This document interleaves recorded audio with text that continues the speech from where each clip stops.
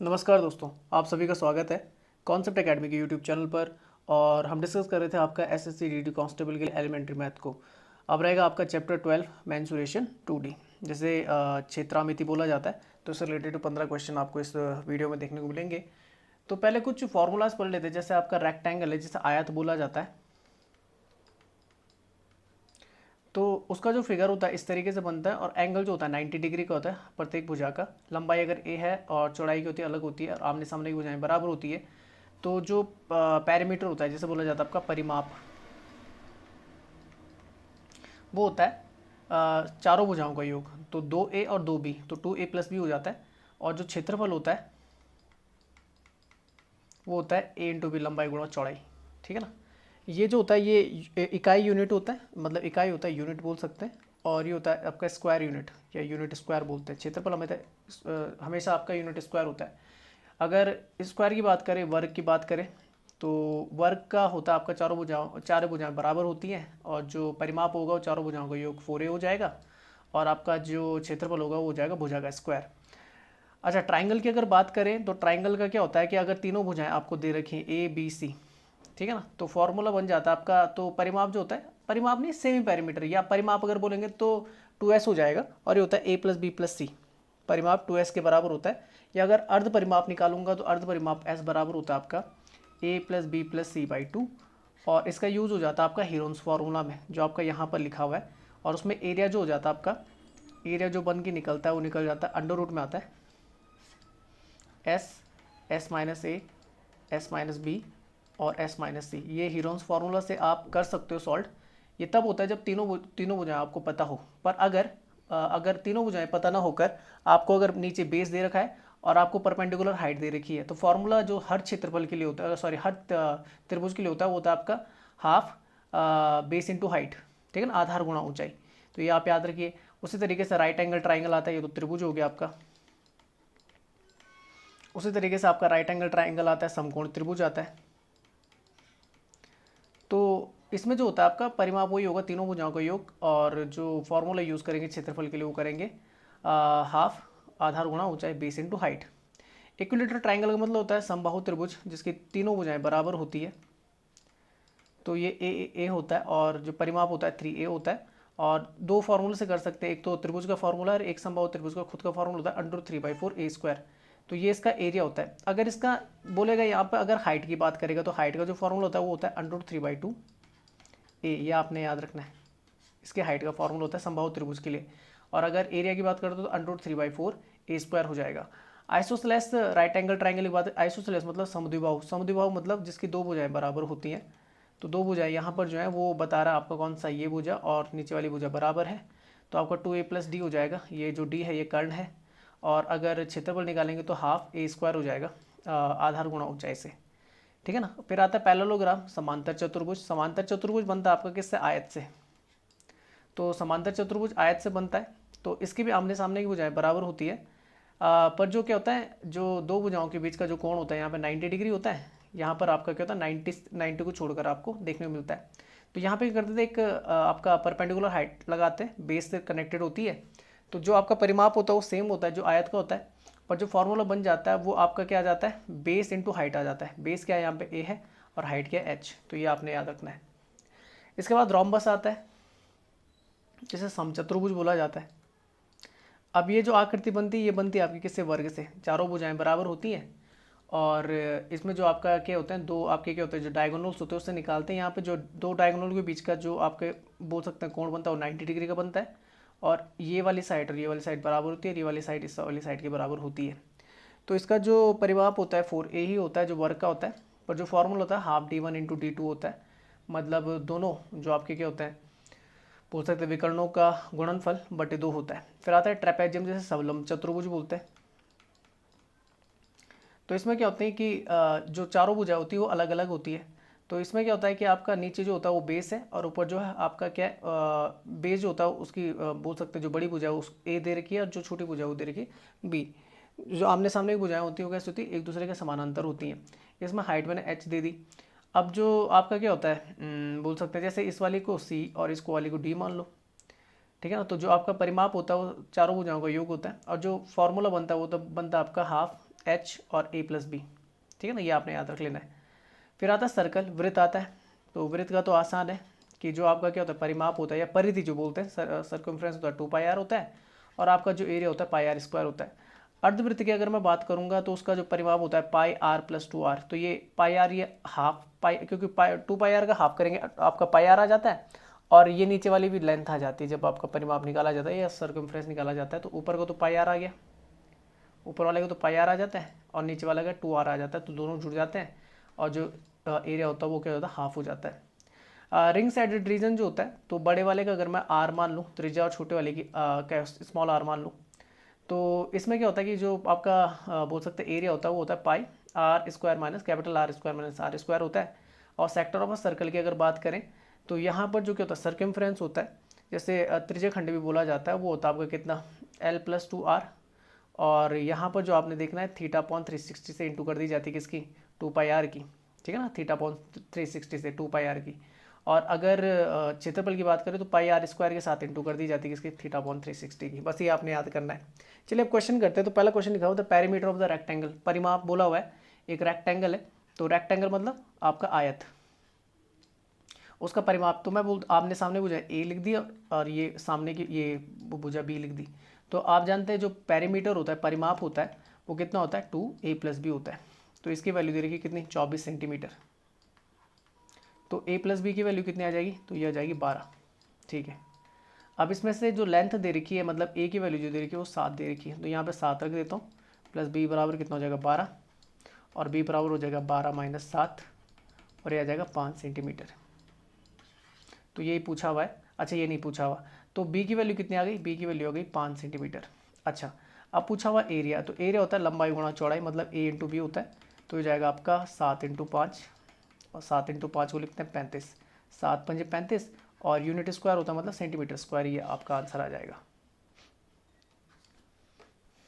अच्छा next question लिखा हुआ है the length of the rectangle is twice the breadth. बोल रहा है एक आयत है और आयत की जो लंबाई है उसकी जो चौड़ाई से दोगुना है। तो अगर मैं चौड़ाई मान लेता हूँ कितनी b, चौड़ाई अगर b मान लेता हूँ तो उसकी लंबाई कितनी हो जाएगी, दुगनी हो जाएगी, 2b हो जाएगी। अच्छा बोल रहा है कि अगर उसका क्षेत्रफल कितना 1250 स्क्वायर मीटर है तो लेंथ निकाले, मतलब 2b की वैल्यू मुझे निकालनी है, ये निकालनी है। तो देखो एरिया लिखा हुआ है, तो एरिया कितना होता है, तो होता है लंबाई गुणा चौड़ाई, तो 2b × b हो जाएगा और ये बराबर दे रखा 1250। तो b स्क्वायर बराबर कितना हो जाएगा, b × b स्क्वायर हो जाएगा 1250 और डिवाइड में चले जाएगा आपका 2 और ये हो जाएगा 625। तो b की वैल्यू जाएगी वो आ जाएगी √625, ठीक है ना, b स्क्वायर की वैल्यू 625 है, b की वैल्यू √625 और ये आ जाएगा मान कितना 25, 25 का स्क्वायर होता है कितना 625। अच्छा ठीक है, तो b की वैल्यू कितनी, तो चौड़ाई हो गई 25 और अगर मैं बोलूँगा 2b कितना हो जाएगा, तो 25 × 2 दुगना हो जाएगा, तो ये हो जाएगा 50 और किस में मीटर में, तो आंसर क्या आ जाएगा 50 मीटर। तो ये पूछ रहा था कि लंबाई कितनी होगी, तो लंबाई 50 मीटर हो जाएगी। ठीक है नेक्स्ट चलते हैं। नेक्स्ट क्वेश्चन क्या है, लिखा हुआ a wire is bent in the shape of the square of side 15 centimetre. तो एक वायर है आपकी, एक वायर है और उससे क्या एक बनाया जाता है, वर्ग बनाया जाता है, ठीक है, वर्ग बना दिया जिसकी भुजा कितनी 15, तो ये 15 हो जाएगी, तो ये भी 15 होगी, ये भी 15 होगी और ये 15 होगी। तो ये एक तार से बनाई गई है, तो इसका जो पेरीमीटर हो जाएगा वो कितना हो जाएगा, चारों 15 को जोड़ देंगे तो 15 15 15 15 कितना हो जाएगा 60 हो जाएगा। तो मुझे एक चीज़ पता लग गई कि 60 सेंटीमीटर की आपकी जो क्या थी वो था वायर, वायर की जो लंबाई थी वो कितनी थी 60 सेंटीमीटर थी। अब फिर से क्या किया जाता है कि बैंड को खोला, वो वायर को खोला जाता है, रिबैंड किया जाता है। अब क्या बनाया जाता है, इस बार उससे बनाया जाता है आपका क्या एक आयत, और आयत की जो ब्रीथ है वो कितनी 5 है। अब देख लीजिए अगर 5 ही है तो सामने वाली 5 होगी, तो टोटल 60 सेंटीमीटर का मेरे पास वायर थी, उसमें से 5 इधर लग गया 5 इधर लग गया, टोटल कितना हो गया 5 + 5 कितना हो गया 10, 10 तो यहाँ लग गया, तो 60 में से 10 हटा दो तो कितना बच जाएगा 50, तो 50 बच जाएगा इस वाले में और इस वाले में बराबर बराबर, तो इधर हो जाएगा 25 और इधर हो जाएगा आपका 25, ठीक है ना। अब पूछ क्या रहा है, लेंथ ही पूछ रहा है, तो कितना हो जाएगा 25 सेंटीमीटर। अच्छा नेक्स्ट क्वेश्चन लिखा हुआ है if the perimeter of the semi circular park is 360 what is the area. अब सेमी सर्कुलर मतलब वही आपका कैसा ऐसा हाफ है, तो इसका पेरीमीटर दे रहा है, पेरीमीटर मतलब वही आपका कितना हो जाएगा, इसका पेरीमीटर हो जाएगा आपका देखो पाई आर होता है और प्लस 2r ये होता है, मैंने पढ़ाए हुए थे फॉर्मूला देख लेना।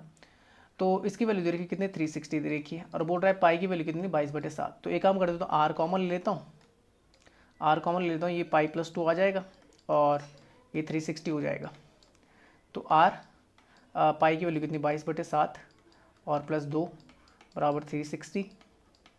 ठीक है, अब इसे सॉल्व करता हूँ तो r 7 दूनी 14, तो 22 + 14/7 बराबर 360। अब इस तरफ देख लेते हैं, ठीक है, यहाँ पे कर रहा हूँ तो ये हो जाएगा r 22 और 14 कितना होता है 36/7 इक्वल टू 360। ठीक है, ये 36 से काटेंगे, 36 से कम ये 10 बार कटेगा और r की वैल्यू 7 से इंटू करेंगे तो 7 10 की 70। तो ये मिल गया मुझे क्या 70 मीटर की क्या मिल गई, इसकी रेडियस मिल गई। अब एरिया निकालना है तो एरिया कितना होता है, एरिया होता है आपका कितना πr²/2। ठीक है ना, इस पर रख देना है तो मैं आगे रख देता हूँ, यहाँ पे रख देता हूँ। तो एरिया जो निकल जाएगा वो निकल जाएगा, पाई की वैल्यू कितनी 22/7, आर की वैल्यू कितनी है 7, r² ना तो 7 × 7 और बटे 2, 7 से 7 कैंसिल, 2 से 11 और 11 सत्ते 77। ठीक है, 7 था कि 70 था, 70 था, 70 था तो 100 यहाँ पे रख देते हैं, 1 70 70 ना तो 100 मैंने यहाँ पे रख दिया, यहाँ पे 2 0 मार दो तो आपका आ जाएगा कितना मीटर स्क्वायर, ये आंसर आ जाएगा आपका कितना 7700। अच्छा, next question, the length of the diagonal of the square is 14√2, area निकालना है। तो ये आपका इधर का वर्ग और वर्ग का जो आपका डायगोनल दे रखा है, the length of the diagonal of the square, ये डायगोनल दे रखा है। अब आप जानते हैं ये ए होता है, ये भुजा भी ए होती है, ये भुजा भी ए होती है, ये भुजा भी ए होती है, और ये जो एंगल होता है 90 डिग्री होता है। तो उसके लिए ये कर्ण हो जाता है, देख लीजिए यहाँ पे पाइथागोरस लगा देंगे, ये क्या होता है कर्ण होता है। तो कर्ण का स्क्वायर बराबर क्या होता है, लंब का स्क्वायर प्लस आधार का स्क्वायर, तो ये हो जाएगा a² + a², कर्ण का स्क्वायर। ठीक है ना, मतलब हाइपोटेनस का स्क्वायर क्या हो जाएगा, इतना हो जाएगा। तो h बराबर कितना हो जाएगा, तो ये हो जाएगा आपका √2a² और ये हो जाएगा आपका a√2। तो मुझे पता है ये जो डायगोनल होता है किसका वर्ग का होता है वो a√2 होता है, उसकी वैल्यू दे रखी है, a√2 की वैल्यू दे रखी है आपको कितना 14√2। तो a की वैल्यू कितनी, √2 से √2 कैंसिल हो जाएगा, a की वैल्यू हो जाएगी कितनी 14 सेंटीमीटर आ जाएगी। एरिया निकालना है तो एरिया कितना हो जाएगा 14 का स्क्वायर हो जाएगा क्योंकि भुजा स्क्वायर होता है, और ये हो जाएगा आपका कितना 196 सेंटीमीटर स्क्वायर। अच्छा, नेक्स्ट चलते हैं, next question, the ratio of their areas of the two parallelogram on the equal basis and between the same parallels. तो लिखा हुआ है कि आपका जो आधार है वो समान है और क्या बोलते हैं, और जो उनके समांतर भुजाएं वो भी समान है। तो पैरेललोग्राम दोनों क्या एक जैसे ही हैं। अब एक जैसे तो अनुपात क्या हो जाएगा एरिया का, वो भी कितना हो जाएगा 1:1 हो जाएगा। ठीक है ना, ये आसान था, मतलब दोनों एक जैसे बोल सकते हैं, आपका बिल्कुल एक जैसे दिखने वाले क्या थे आपके पैरेललोग्राम से समांतर चतुर्भुज थे जिनका आधार समान है। अब आधार समान का मतलब ये जो होता है, ये आधार मान लीजिए, ये आधार मान लीजिए इस तरीके से ना, तो ये आधार मान लिया मैंने। अब इस तरीके से दो हैं जैसे, तो जितना इसका है उतना किसका, इसका भी है, इसका भी उतना ही है, तो एक जैसे हो गए। फिर बोल रहा जो आपकी पैरेलल्स हैं वो भी बराबर, मतलब ये भी है तो ये भी क्या है बी है।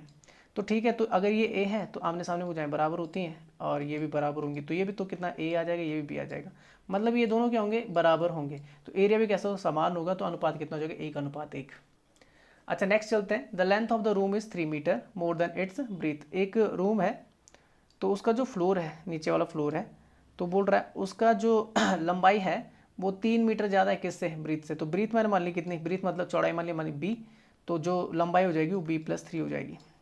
अब बोल रहा है एरिया कितना लिखा हुआ है, एरिया 70 मीटर स्क्वायर। ठीक है, तो इंटू करके ना, तो देखो b और b+3 के इंटू करेंगे तो कितना आना चाहिए 70। अब बताइए संख्या संख्या से 3 ज़्यादा और इंटू करके 70 आना चाहिए, तो होता है आपका 7 और इंटू 10 बराबर 70 आ जाएगा ना, 7 10 की 70। और देखो गैप कितने का 3 का, मतलब मैं b+3 की जगह कितना लिख सकता हूँ 10 लिख सकता हूँ, b की जगह कितना आ जाएगा 7 आ जाएगा। सबसे आसान तरीका है, वैसे स्थिरधारा से भी कर सकते हैं, बस सबसे आसान तरीका यही है कि आपने ऐसे दो संख्याएं देखनी है जिनके बीच का गैप कितना है 3 है, क्योंकि एक संख्या b है तो दूसरी वो 3 ज़्यादा है, तो दोनों के बीच का गैप 3 है। तो ऐसी दो संख्याएं जिनके बीच का गैप 3 हो और इंटू करने पर 70 आ जाए तो वो 7 10, तो b की वैल्यू आ जाएगी कितनी 7, तो ये b की वैल्यू कितनी 7 और b+3 की वैल्यू कितनी आ जाएगी 10। क्या पूछ रहा है, पेरीमीटर पूछ रहा है। तो अगर ये 7 है तो ये भी 7 होगी, ये 10 है तो नीचे वाली भी कितनी होगी 10, जोड़ देना तो 10 और 10 20, 7 और 7 14 और ये हो जाएगा आपका कितना 34 मीटर। अच्छा, नेक्स्ट चलते हैं, नेक्स्ट क्वेश्चन है सर्कुलर डिस्क ऑफ एरिया। तो एक सर्कुलर डिस्क है, मतलब आपका ये मान लीजिए पहिया ये, ठीक है ना, ये पहिया है, तो इसका एरिया दे रखा है, तो एरिया में यहाँ पे लिख देते हैं, एरिया लिखा हुआ है 154 मीटर स्क्वायर। तो आपने एक चीज़ याद रखनी है, एक चीज़ ये याद रखनी है कि अगर कभी भी आपको रेडियस कितना दे रखा है 7, ठीक है ना, तो जो उसका सर्कमफ्रेंस होता है, परिधि होती है, वो हो जाती है 44, और जो उसका एरिया हो जाता है वो 154 हो जाता है। ये आप याद कर लीजिए, ये फैक्ट होता है, मतलब आप रखेंगे ना तो इतना ही आएगा। वैसे मैं नॉर्मल पहले सॉल्व कर देता हूँ। तो एरिया लिखा हुआ है और डिस्टेंस कितनी कवर करता है, टोटल डिस्टेंस जो कवर करता है ये पहिया, तो मान लीजिए ये पहिया ये चलना है, तो डिस्टेंस जो कवर करता है टोटल वो कितनी करता है, 1.98 किलोमीटर करता है। इसे मीटर में बदल देंगे क्योंकि मीटर स्क्वायर में एरिया दे रखा है, तो कितने से इंटू कर देंगे, 1000 से इंटू कर देंगे तो 1980 मीटर आ जाएगा। तो इतना चलना है टोटल। अब 1980 मीटर टोटल चलना है, तो उसके लिए बहुत जरूरी है क्योंकि पहिया जब घूमेगा, मान लीजिए यहाँ से चलना स्टार्ट करेगा तो यहाँ से पूरा एक आगे की तरफ बढ़ेगा और ये पूरा कवर करेगा इतना। मतलब मुझे केवल निकालना है आपका सर्कमफ्रेंस निकालना है, मतलब मुझे परिधि निकालनी है। तो परिधि कितनी होती है, 2πr। अब मैंने बोला जिसका एरिया 154 होता है उसका सर्कमफ्रेंस हमेशा 44 आता है। कितना आता है, 44। नहीं तो देख लेते हैं, देख लीजिए, अगर एरिया 154 मीटर स्क्वायर दे रखा है तो πr स्क्वायर की वैल्यू कितनी आ जाएगी, 154 आ जाएगी। और आर स्क्वायर की वैल्यू कितनी आ जाएगी, 154 बटे पाई की वैल्यू कितनी, 22/7, तो 22 नीचे 7 ऊपर। और 22 11 से देखो 11 से काटेंगे, 11 दूनी 22, 11 कम 11 और 11 चौको 44 और ये 7 पार कट जाएगा। तो आर स्क्वायर की वैल्यू 7 × 7 49 और यह आर की वैल्यू कितनी आ जाएगी, 7। आर की वैल्यू 7 आएगी तो मुझे 2πr निकालना है, परिधि निकालनी बहुत जरूरी होती है। तो ये जाएगा 2 × 22/7 और इंटू कितना 7।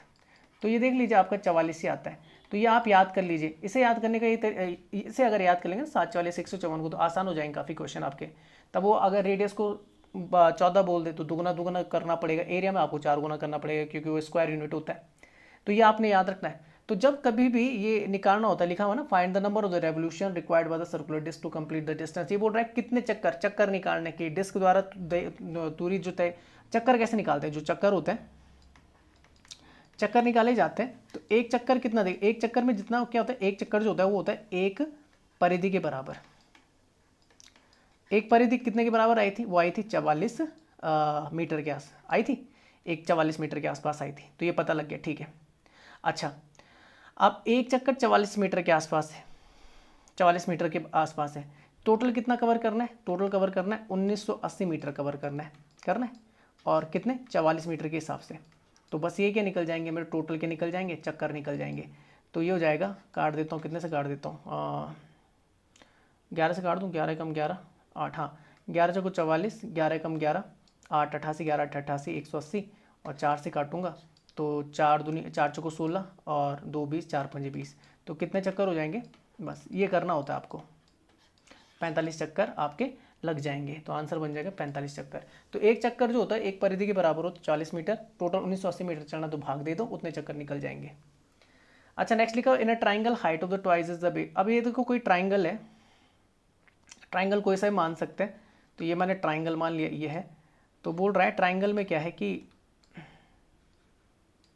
बोल रहा है in the triangle height is twice the base. तो ये हाइट जो है ये दोगुनी किसके, बेस के। तो बेस में मान लेता हूँ कितना, नहीं बेस वो बोल रहा है if the length of the base of the triangle is x unit. तो नीचे कितना x यूनिट है, तो अगर ये x है तो ये 2x हो जाएगा। अब जो ट्राइंगल का क्या होता है, एरिया होता है, वो कितना होता है, जो आपका त्रिभुज का एरिया होता है हाफ बेस इंटू हाइट। तो बेस कितना x और हाइट कितनी आपकी 2x। तो देखो 2 से 2 कैंसिल आउट हो जाएगा और x इंटू एक्स कितना हो जाएगा, एक्स स्क्वायर। और ये हो जाएगा स्क्वायर यूनिट या यूनिट स्क्वायर बोल सकते हैं। तो आंसर जो बन जाएगा वो बन जाएगा आपका पहला।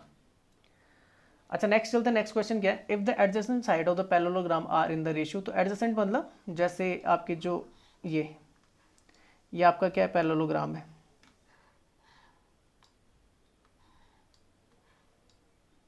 ये है। तो ये 4 5 है। तो मान लीजिए अगर ये 4 है तो ये कितनी हो जाएगी 5। बात समझ में आ गई। तो बोल रहा है उनका पेरीमीटर कितना है 180। तो ठीक है, इसे 4x मान लो, इसे 5x मान लो। अब आपको पता है आमने सामने बुझाएं बराबर होती हैं, ये 4x ये कितनी हो जाएगी 5x। जोड़ दो, 5 5 10 4 4 8, तो ये हो जाएगा 18x। ये पैरामीटर आ गई, इसकी वैल्यू 180 दे रखी है। x की वैल्यू कितनी आ जाएगी, 10 आ जाएगी। अगर 10 आ जाएगी तो ये 50 हो जाएगा और ऊपर वाला कितना हो जाएगा 40 हो जाएगा। क्या पूछा हुआ, देन इट्स साइड्स आर, तो 40 और 50। अच्छा, नेक्स्ट आता है find the area of the square which is inscribed in a circle of the radius 18। अब देखो एक सर्कल है, उसके अंदर क्या एक आपका वर्ग है, ऐसा वर्ग है। ये मैंने वर्ग उसके अंदर बना दिया, ऐसा बोल रहा है वर्ग अंदर है। तो बोल रहा है जिसका रेडियस कितना 18। अब देख लीजिए अगर यहाँ से चलूँ तो सेंटर से बिल्कुल यहाँ पे कनेक्ट करूँ तो ये रेडियस हो जाएगा और ये कितना हो जाएगा आपका 18 हो जाएगा। तो अगर मैं यहाँ से इधर चलूँगा तो ये भी कितना हो जाएगा 18। तो टोटल जो लेंथ हो जाएगी 36 हो जाएगी। और आप जानते हैं कि जो वर्ग होता है उसमें ये क्या होता है, आपका विकर्ण होता है, और विकर्ण की वैल्यू कितनी होती है, a√2 होती है और ये बराबर आपका 36 आ जाएगा। तो a की वैल्यू कितना आ जाएगी 36/√2, और रूट को नीचे नहीं रखने देते तो रेशनलाइजेशन कर देते, मतलब हर का परिमीकरण कर देंगे, तो √2 से इंटू √2 से भाग दे देंगे, तो ऊपर हो जाएगा आपका 36√2, और नीचे √2 इंटू √2 कितना होता है 2, तो 2 से काटेंगे तो ये आ जाएगा आपका 18√2। तो ये आपका क्या आ गया, बोल सकते हैं ये आपका क्या आ गया, ये आ गया आपकी भुजा। तो जो वर्ग की भुजा आ गई 18√2 आ गई, कितने आ गई 18√2, ये भुजा आ गई इसकी। अच्छा, अब क्या लिखा हुआ, find the area of the square. तो ठीक है, एरिया क्या होता है, ए स्क्वायर होता है, तो ए स्क्वायर करेंगे तो इसका स्क्वायर करना पड़ेगा, 18√2 का स्क्वायर करेंगे तो 18 का स्क्वायर कितना होता है, 18 का स्क्वायर होता है 324, और √2 का होता है 2, 24 दूनी 48, 3 दूनी 6, 648, यह आपका आंसर आ जाएगा 648 सेंटीमीटर स्क्वायर, ये आपका आंसर आ जाएगा। अच्छा, नेक्स्ट चलते हैं, नेक्स्ट क्वेश्चन क्या है, the radius of the 2 circles are. तो देखो 2 सर्कल है, एक सर्कल है तो इसका जो रेडियस है वो 12 है, और दूसरा सर्कल है जिसका रेडियस कितना है 5 है। अब बोल रहा है if the area of the third circle is equal to the sum of the areas. अब देखो इन दोनों का जो एरियाज है उसको अगर जोड़ेंगे तो इसका एरिया कितना हो जाएगा, πr², तो πr² तो 12 का स्क्वायर करेंगे कितना हो जाएगा 144 पाई, ठीक है ना, तो इसका हो जाएगा 144, इसका करेंगे 5 × 25 पाई, ठीक है। इन दोनों को जोड़ तीसरे के बराबर है, तीसरे के एरिया के बराबर, तो 144 पाई और 100, तो ये हो जाएगा 169 पाई। और बोल रहा है तीसरे के किसके बराबर है, आपका एरिया के बराबर है, तो उसका मैं बोल देता हूँ πr² मान लीजिए, चलो, तो पाई से पाई कैंसिल, r² की वैल्यू 169, r की वैल्यू कितनी देगी 13, तो उसका रेडियस कितना होगा 13 होगा तीसरे वाले का।